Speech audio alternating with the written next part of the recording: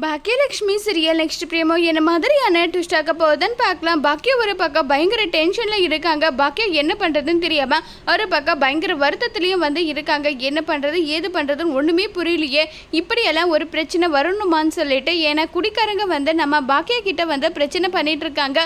இதை பார்த்ததுமே செல்வி சொல்கிறாங்க, நான் தான் சொன்னேன்லக்கா இவங்க எல்லாருமே இப்படியெல்லாம் பண்ணுவாங்களான்னு யாருக்கு தெரியும், தெரிஞ்சது எல்லாமே ஓகே தான். இதுக்கு மேலே இதை நினச்சி எல்லாம் வரி பண்ணிக்க முடியாது. எதை இருந்தாலும் கடைசியில் என்னன்னாலும் பார்த்துக்கலாம். நீ எதை நினச்சி வரி பண்ணாத நல்லா பேசிட்டு இருக்காங்க. எப்படிப்பட்ட பிரச்சனை எல்லாமே நம்ம சந்திச்சிட்டோம். இது ஒன்று தானே, இதில் போயிட்டு என்ன இருக்கு, எல்லாமே நம்ம பார்த்துக்கலாம். எதை நினச்சி வரி பண்ணாமல் இருக்கணும்னு சொல்லிட்டுலாம் பேசிக்கிட்டு இருக்காங்க. சரி ஓகே இனி என்னன்னாலும் பார்த்துக்கலான்னு சொல்லிட்டு ஒரு பக்கம் பயங்கர டென்ஷன்லையும் இருக்காங்க.